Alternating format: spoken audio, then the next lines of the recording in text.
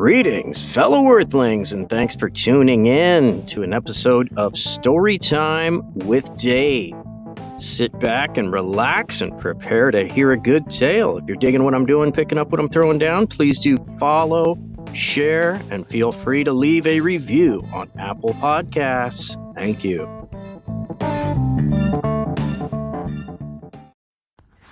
Greetings, friends. This will be the first in a series of readings from a book called A History of Women in America by Carol Hymowitz and Mikhail Weissman. And this is published by Bantam Books, and it was published in December 1978. First chapter, Early America and the Revolutionary War.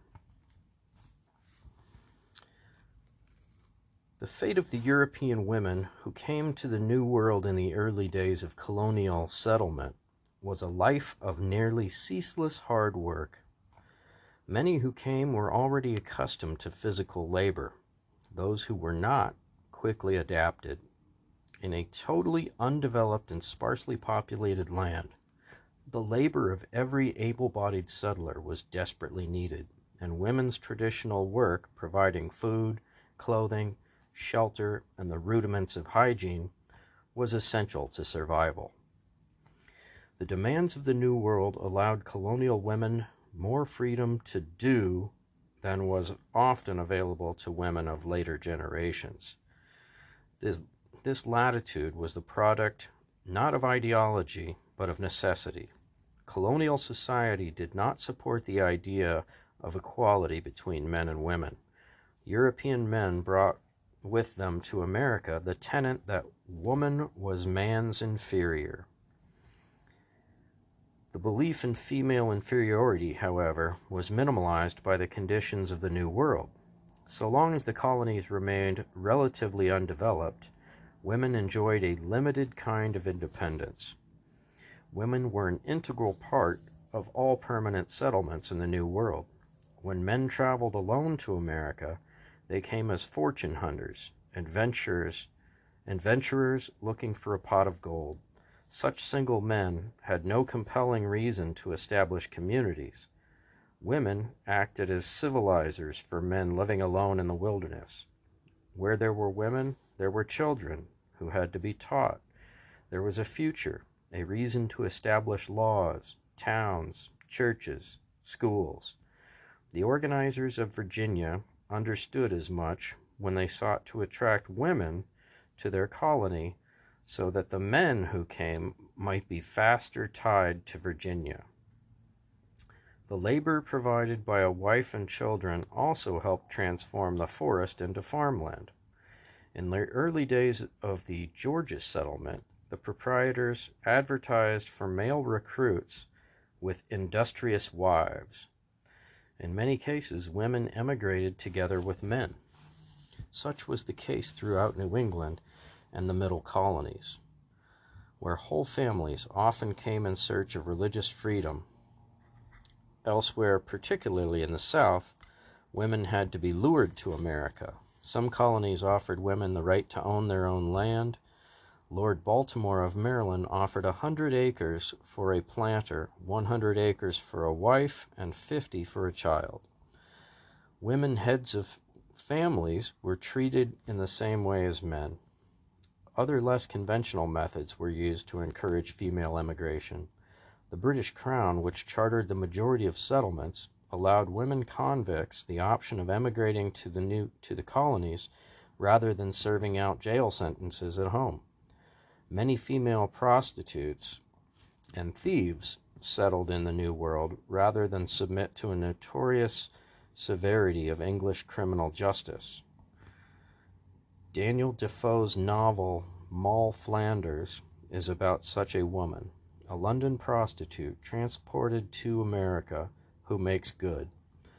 Many of these women convicts brought as indentured servants, they were obligated to many of these women convicts were brought as indentured servants. They were obligated to serve a master for a number of years without wages before they were allowed their freedom. Marriage was another inducement that encouraged women to come to the New World. Throughout colonial times, men outnumbered women 3 to 1, and more women could be assured or what?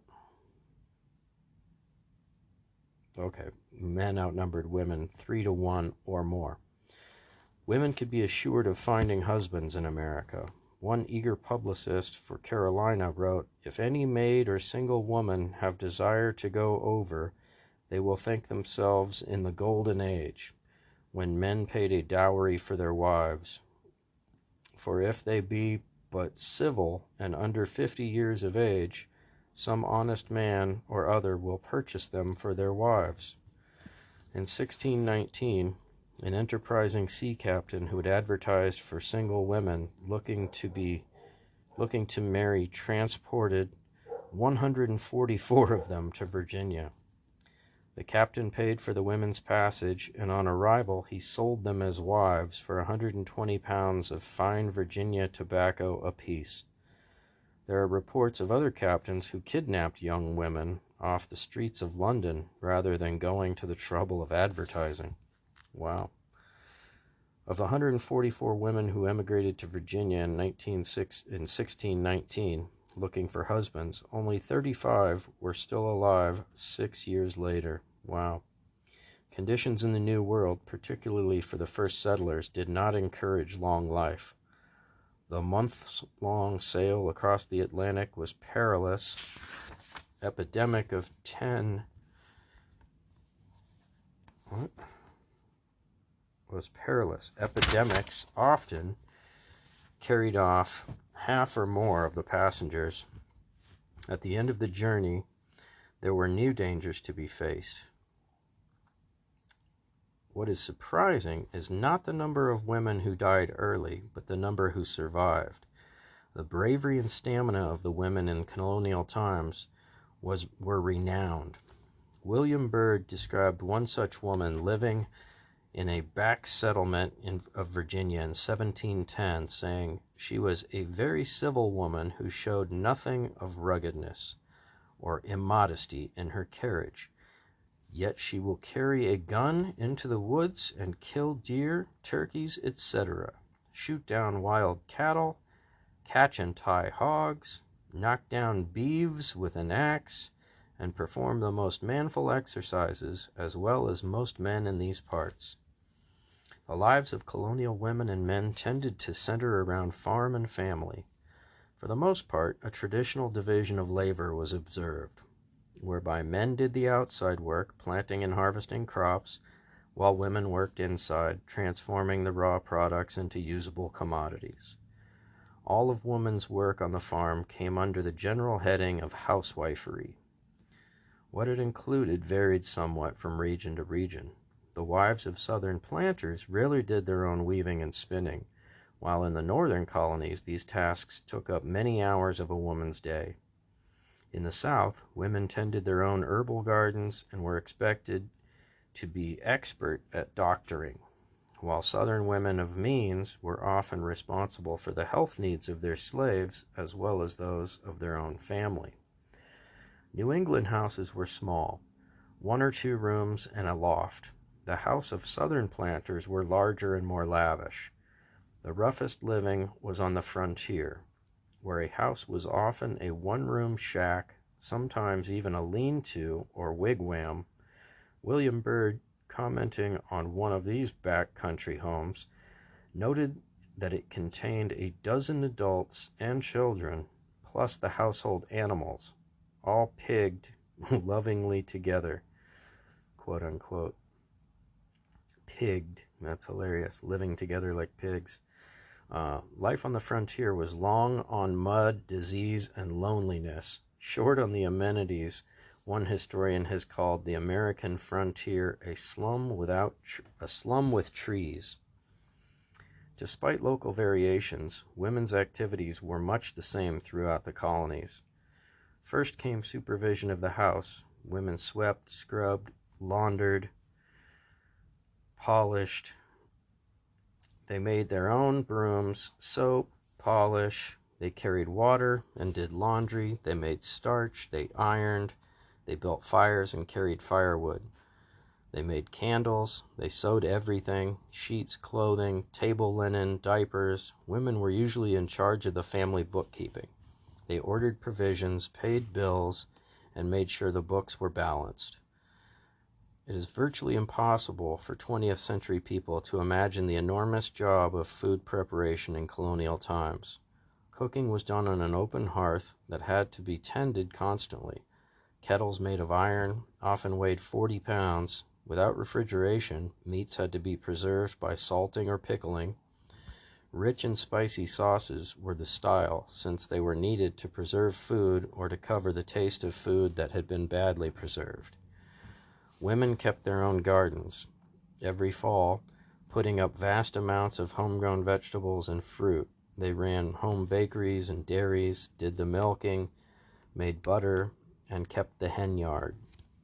Spinning and weaving cloth was another arduous job involving more than a dozen operations from start to finish. Colonial women were also expected to be expert at knitting, quilting, and all sorts of sewing and embroidery. The following account, taken from the diary of a young colonial woman in 1775, indicates the emphasis placed on spinning, weaving, and needlecraft. It also highlights the heavy workload colonial women took for granted.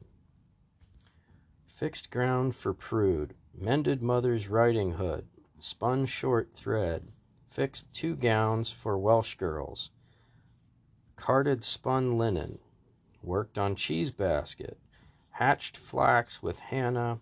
We did 50 pounds apiece, pleated and ironed, milked cows, spun linen, did 50 knots, made a broom of Genoa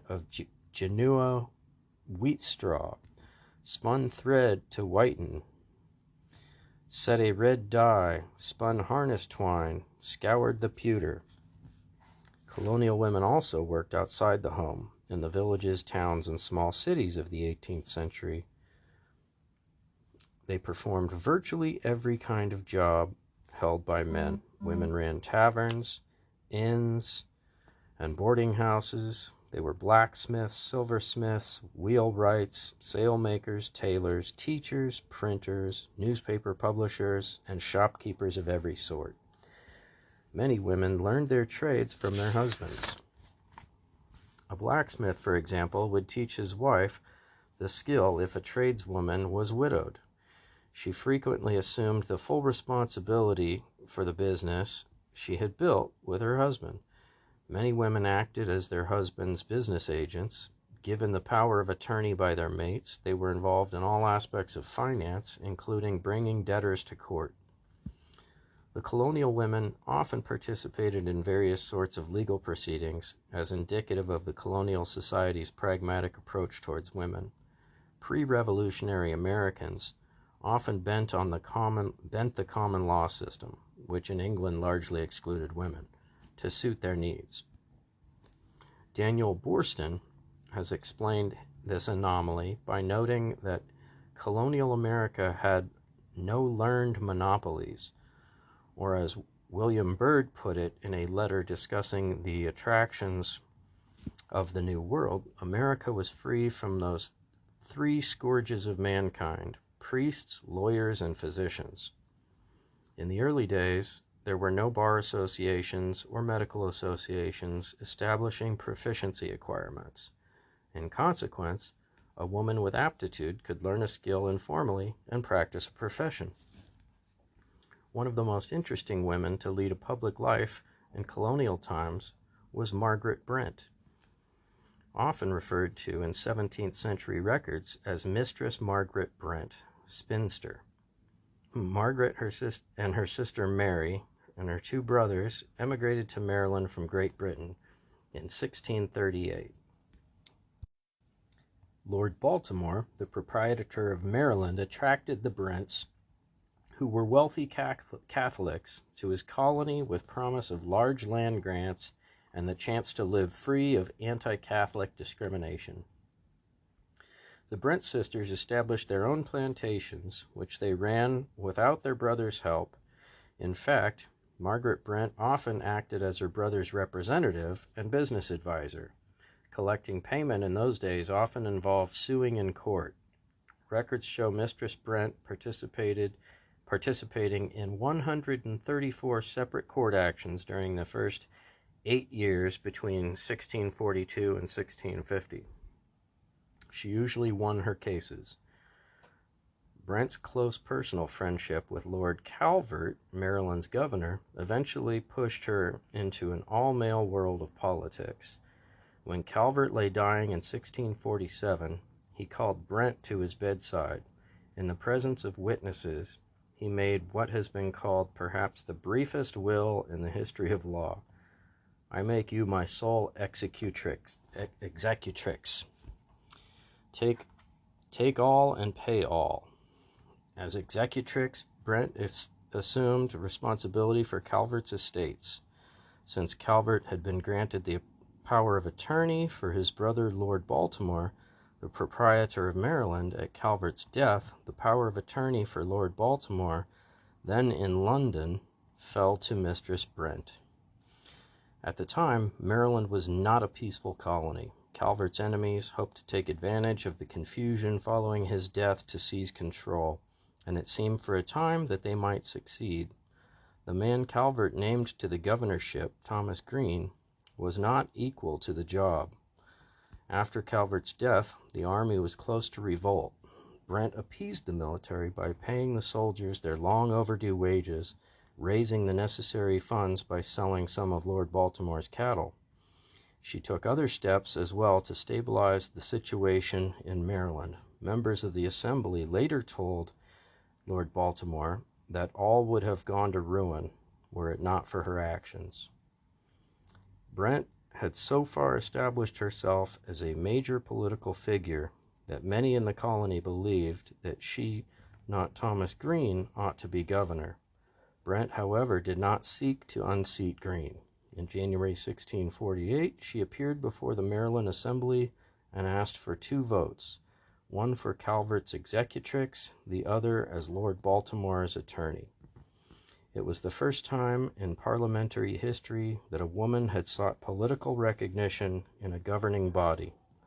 Governor Green refused to have Brent seated, and the Assembly acceded to his wishes. Subsequently, Brent left Maryland and moved to Virginia, where she established a new plantation, which she called Peace. She continued throughout her life to be active in business, but she avoided politics. It seems probable that throughout most of the colonial period, more women practiced medicine than did men.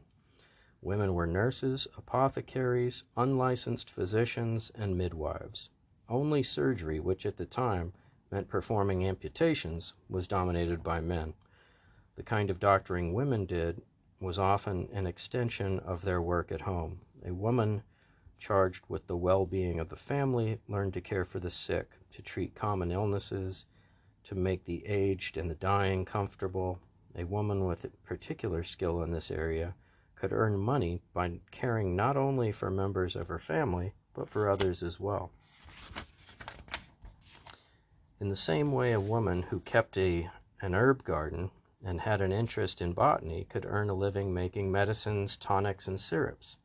These women apothecaries varied in their level of sophistication, though some lacked knowledge beyond folklore. Many others were serious scientists who devoted much of their time to studying the healing properties of plants. Such skill was attested to by a French visitor to Virginia who wrote of Mary Bird, "She takes great care of her Negroes, and she serves them herself as a doctor in times of sickness.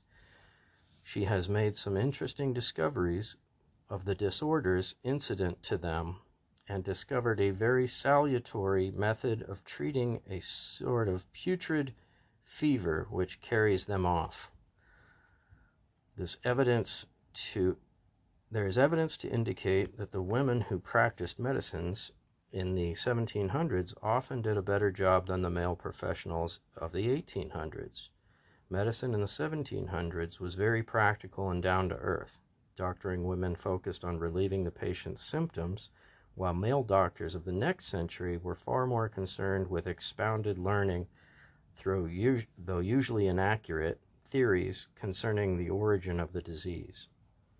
The efficacy of the 18th century brand of care was seen in the practice of midwifery, which was the only form of medicine women participated in that was often licensed. Midwives had to serve lengthy apprenticeships before being certified. As apprentices, they observed hundreds of deliveries and for the most part learned how to let nature take its course. Midwives seem to have taken good care of their female patients and most certainly did less harm than the male doctors in the 1800s, many of whom routinely infected their patients with puerperal sepsis, childbed fever, by failing to wash their hands.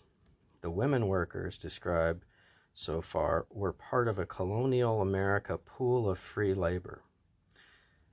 As free workers, quote unquote free workers, women had some control over their earnings, over their products, of their work.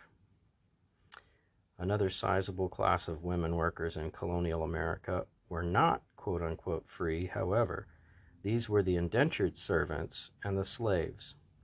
It is estimated that half of the migrants to the colonies came under indenture, and that a third of these were women. Most of the women who came to the New World in this situation were convicts from Great Britain. Women thieves, prostitutes, and vagrants were given the choice of emigrating or serving lengthy prison terms. Sometimes the choice was Virginia or the noose. Depending on the crime, the period of bonded labor generally ran from 4 to 7 years. Indentured servants were transported to the colonies by sea captains, who usually landed them in the middle colonies or the south. New England had relatively few indentured servants. The ship's captain assumed the expense of the passage. In the New World, the captain sold his cargo of female servants for somewhere between 10 and 30 pounds apiece, depending on the woman's age, health, and skills. The relationship between indentured servant and master was a contractual one.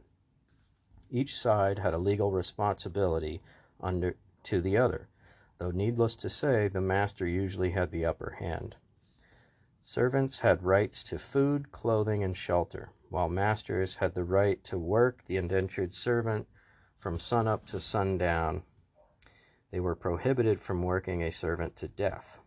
In some cases, masters were taken to court by their servants for failure to live up to their responsibilities. More often, however, it was the servant who was prosecuted, and the indentured women tended to be punished more harshly for offenses than were men.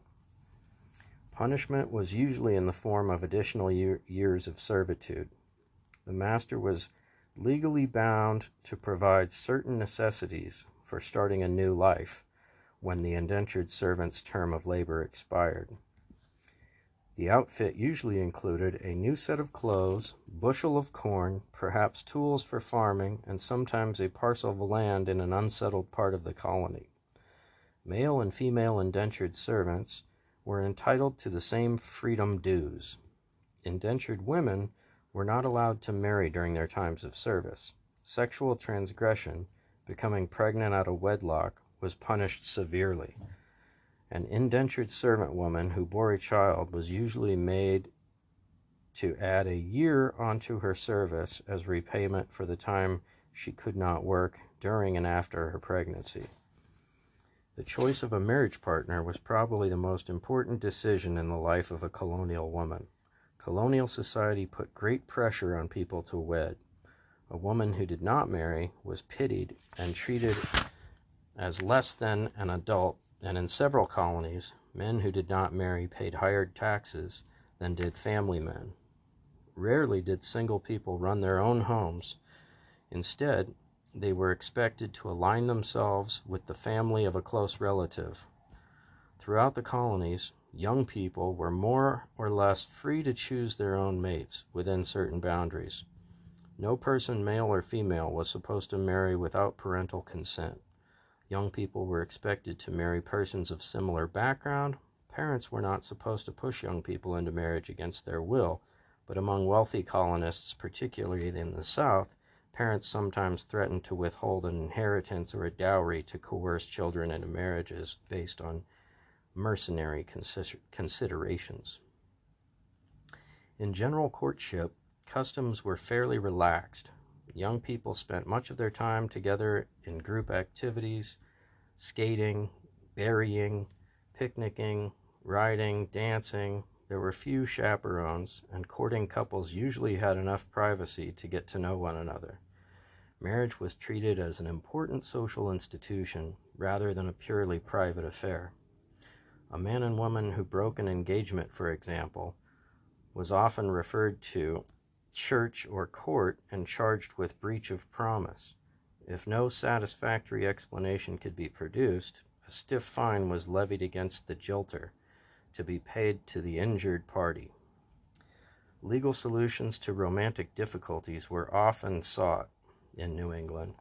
If a man of good character was refused permission to court by a young woman's parents, he could sue.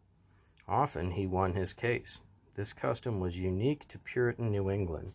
However, in no other area were there legal procedures for circumventing parental wishes. Nevertheless, throughout the colonies, young people could and did elope. Courtship customs among the Puritans were particularly interesting.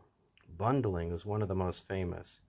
Young couples who were serious in their courting spent the night in bed, bundled in heavy bedclothes, with a bundling board between them. Apparently, intercourse was not supposed to occur, but what did take place, however, was considered a matter among the young women and man and their conscience. The origin and even the point of this custom is not entirely clear. There is no doubt, however, that bundling enjoyed popular approval. The New Englanders persisted in this custom for 150 years or more. It faded during the French and Indian War in the mid-1700s, when French soldiers misused the privileges, bundling with women whom they had no intention of marrying. As late as 1770, however, John Adams, future President of the United States, wrote, "I cannot entirely disapprove of bundling." John Adams and his future wife, Abigail Smith, are not known to have indulged in bundling. The custom continued among the Pennsylvania Dutch well into the 1800s. The Puritan view of engagement as a legally binding state led to the practice of the pre-contract. Young people who were planning on marrying went to church, swore to their troth. Once the ceremony was completed, they were married, and for all practical purposes, the commitment was considered a very serious one.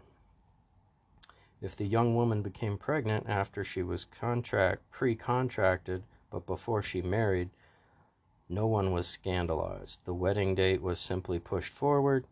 One historian has discovered that of 200 persons admitted in the Congregationalist Church in Groton, Massachusetts, between 1761 and 1775, about 1/3 confessed to having engaged in premarital sex. The confession was made by an equal number of men and women. Throughout the colonies, sexual transgressions committed by people not planning to marry or already married were considered far more serious than such acts engaged by couples. By engaged couples. Women who bore children outside marriage could be taken into court and sentenced to public whipping, branding, or fines. If a woman could not support her child, the court might demand that she reveal the father's name to force him to support his offspring. If she refused, there would be further punishment. If the woman did not know who the father was, or if she refused to say the child was often taken from her and apprenticed to a tradesperson until the age of 21. In the view of most colonists, adultery was the worst crime a woman could commit. This attitude prevailed, especially among families with property. Since men controlled nearly all property, it followed that no husband wanted a child fathered by another man to inherit his worldly goods. In strongly religious communities, there was an attempt to treat male and female adulterers alike. Both were forced to go to church and confess in public. In New England, confession was the only punishment demanded from those of high rank, while those of less social distinction often were branded, whipped, or dunked in a river. Though divorce existed, for the most part, social pressures against it were so extreme and grounds so difficult to obtain that in practice it was not a real option. An unhappy couple could be granted a legal separation, but it was a precarious situation for the woman, and in many areas there were no laws forcing a man to support a wife with whom he was not living, unless she had family money or skills by which she could support herself, or unless she was separating from a generous spouse. She would find it virtually impossible to leave her husband. In a separation, the woman usually lost everything. Even the children stayed with the father. Rather than endure the legal formality of separation, women simply ran away.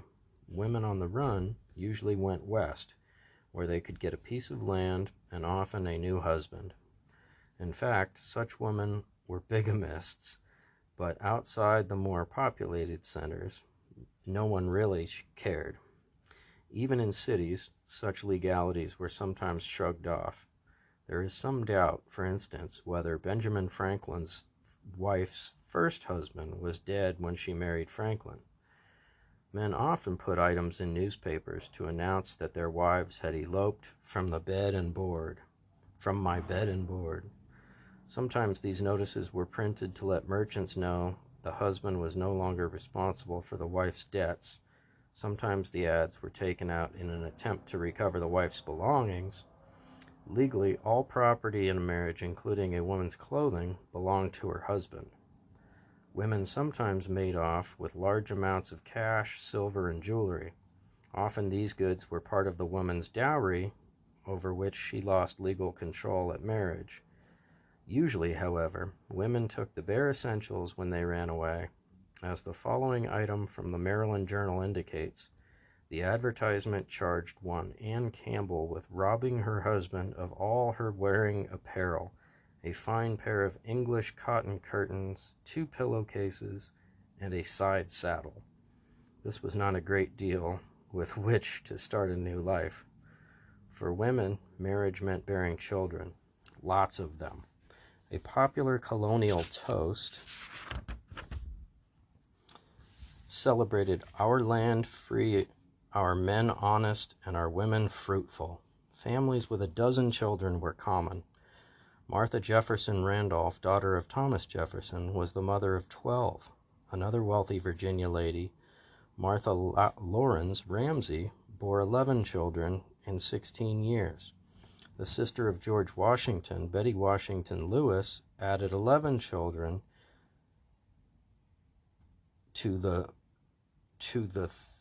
3 her husband had by his first wife.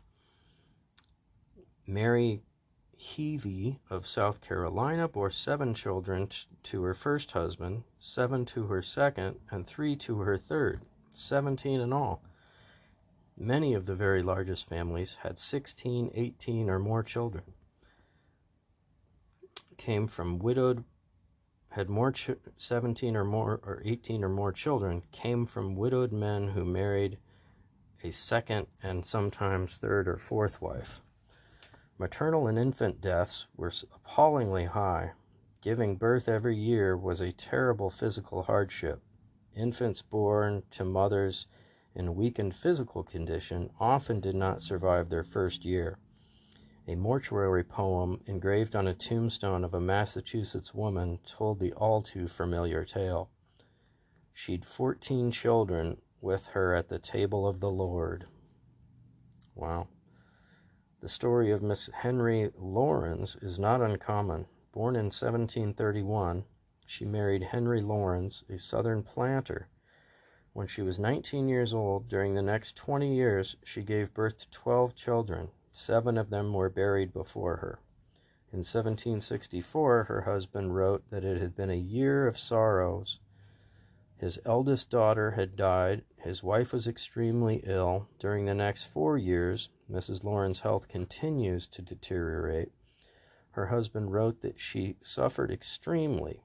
Nevertheless, she continued to bear children. Finally, in 1768, Miss Lawrence, emotionally and physically exhausted by the birth and death of her last infant, gave birth to one more baby girl.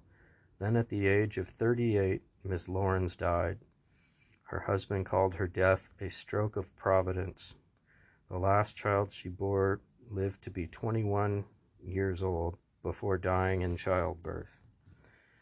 Colonial people lived closely with death. Women gave birth at home, and they died at home. Most families experienced the death of at least 1 or 2 children, sometimes living so close to death they added a gray pallor to daily life. The little books children read at the time seem morbid by 20th century standards, including interesting verses as the following.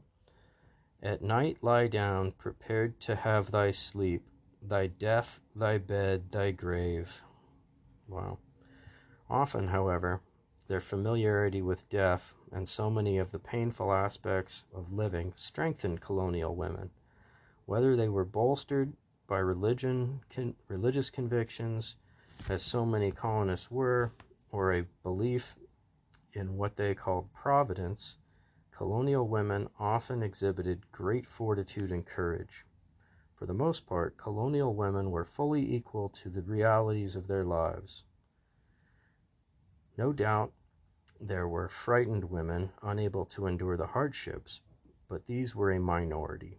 Taken as a whole, the image of themselves the colonial women left behind is extraordinary for its spirit, energy, and stamina. It is a picture later generations of women shut off from the world look back on with great respect and not little nostalgia. And that's the end of chapter 1. We will continue again next week. Hope you enjoyed the reading. Thank you for tuning in to Dave's Story Time. Also, feel free to check out my political podcast, And Another Thing with Dave. Thank you.